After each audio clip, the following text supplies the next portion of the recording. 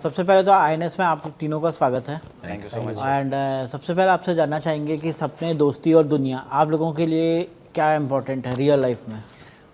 Real life में तो I think सपने और दोस्ती। This is what leads to that. हमारा खुद के लिए भी वही स्टैंड करता है कि हमारे सपने, हमारी दोस्ती, हमारी दुनिया बनाते हैं।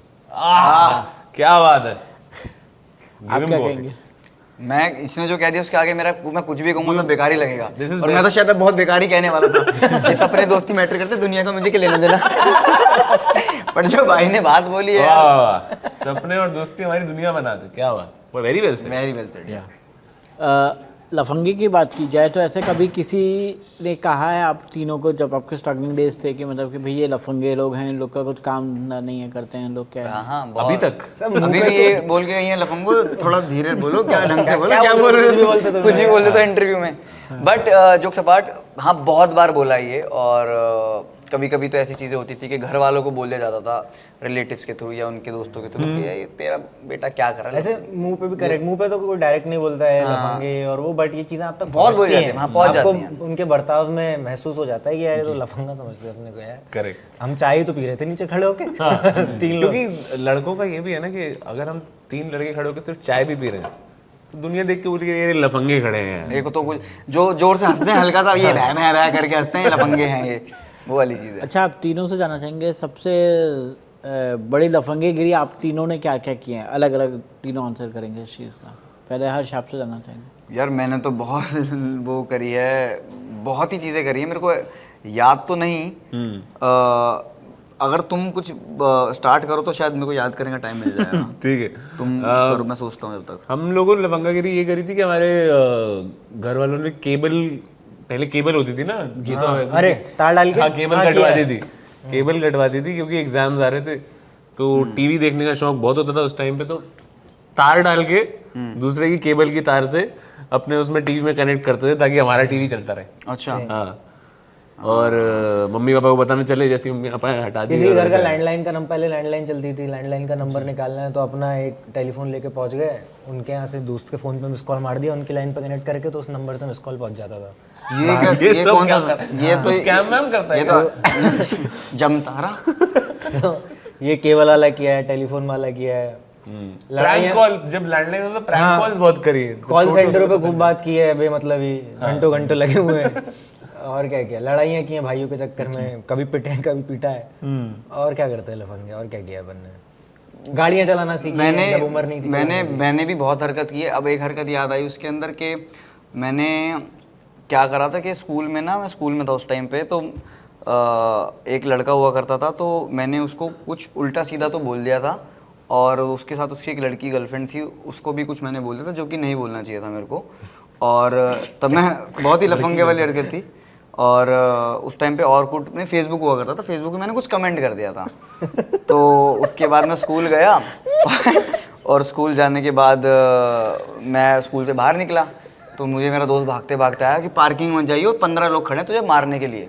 मैंने कहा ऐसे कैसे कोई मार देगा मेरे को, हैं?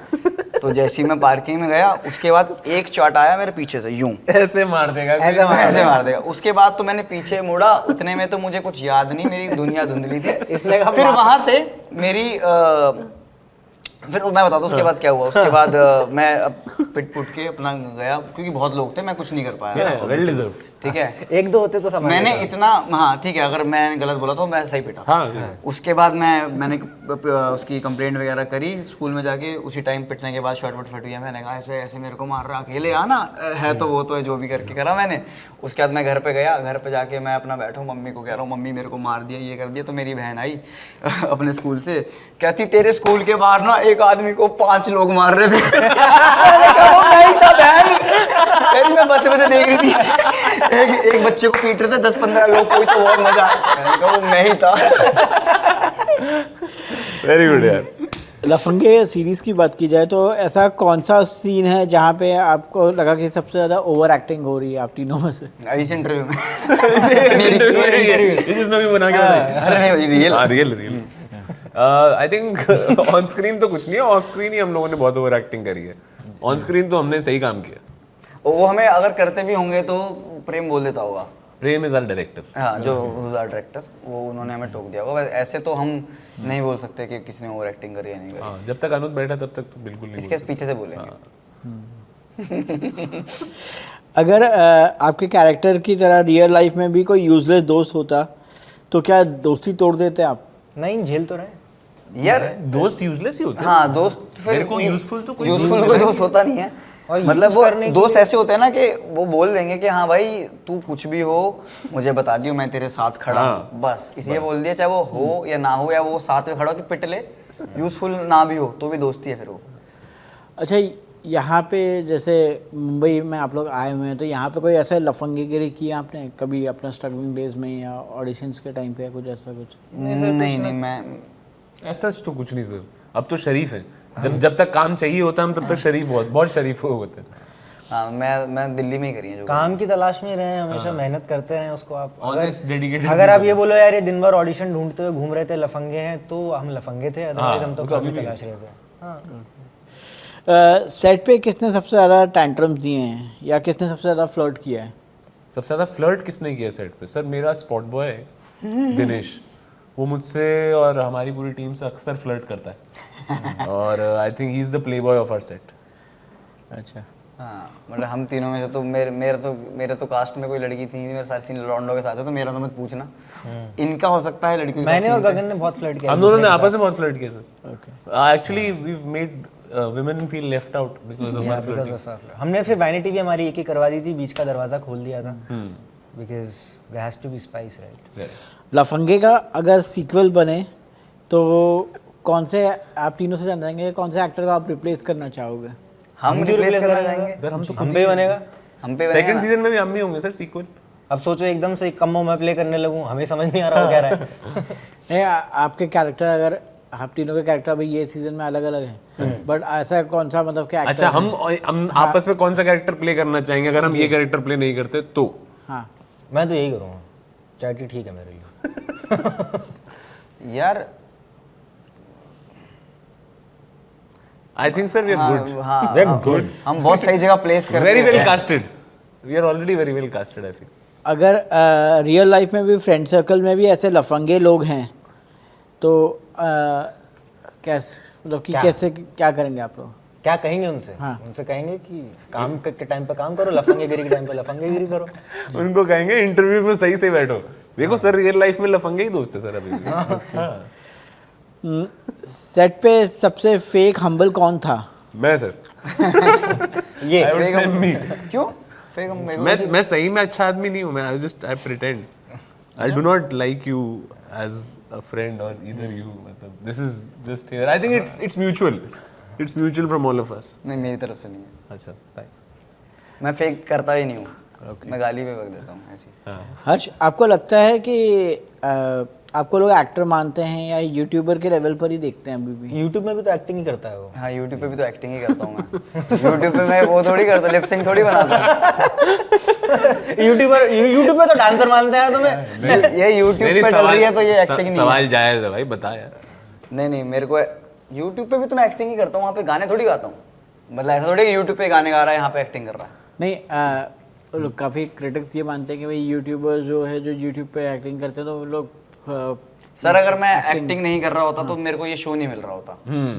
अगर मैं एक्टिंग नहीं कर रहा होता तो मैं और शोज नहीं कर रहा होता। मैं सिर्फ यूट्यूब पे, फिर और YouTube लोगों को पे लगता है जो- सिर्फ यूट्यूब है। और यूट्यूब पे जो जिनके लिए कहते हैं यूट्यूब पे एक्टिंग करते हैं, उनके व्यूअर्स भी नहीं है, उनके सब्सक्राइबर्स भी नहीं है। ये तो अपने एक्टिंग के दम पे इसके ऑडियंस है ना, जो भी है।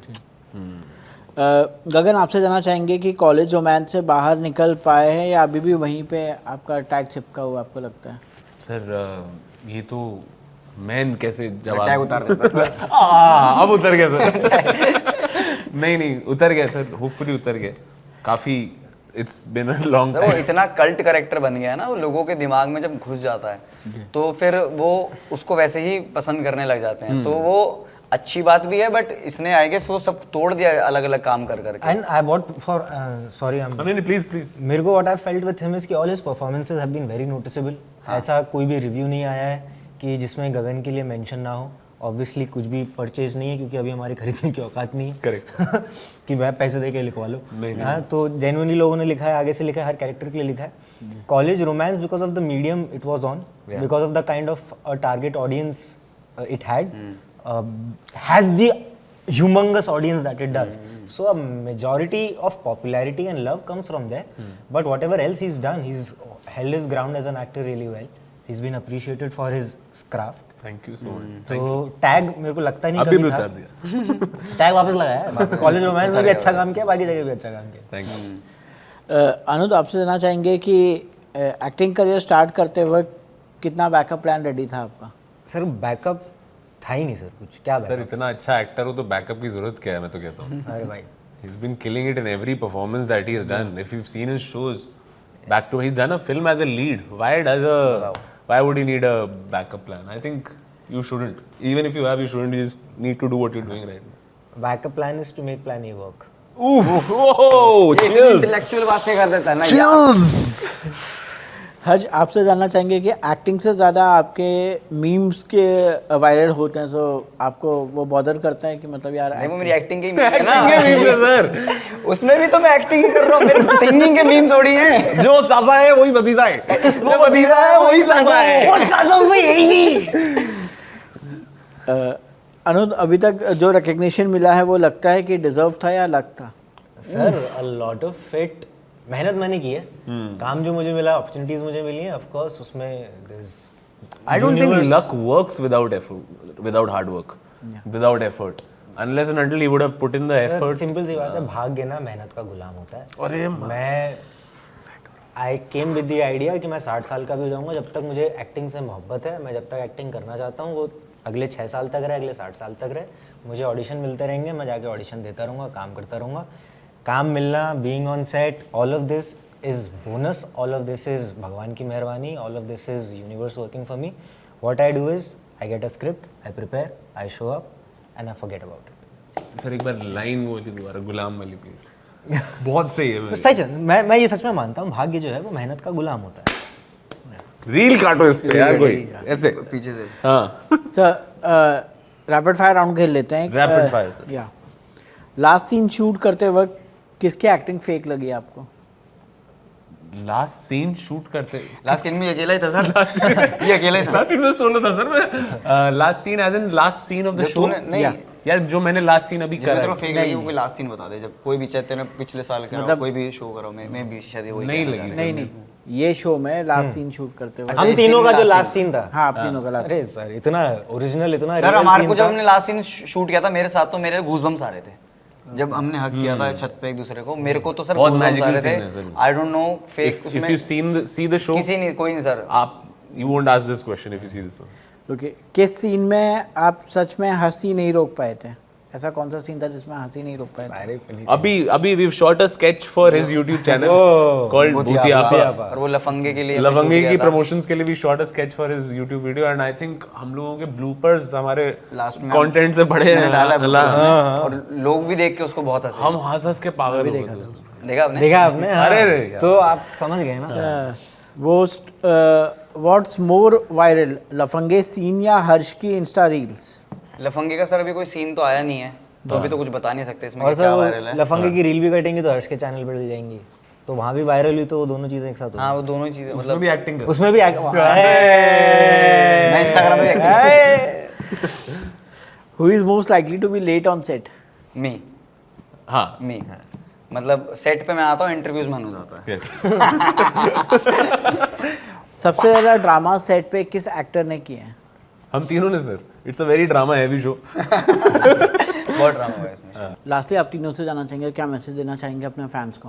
कि लफंगे लफंगे देखो, 6 तारीख को आ रहा है, 6 जून को। Amazon MX प्लेयर पे, वो भी बिल्कुल फ्री। फ्री मजा आने वाला है। Thank you. Thank you sir.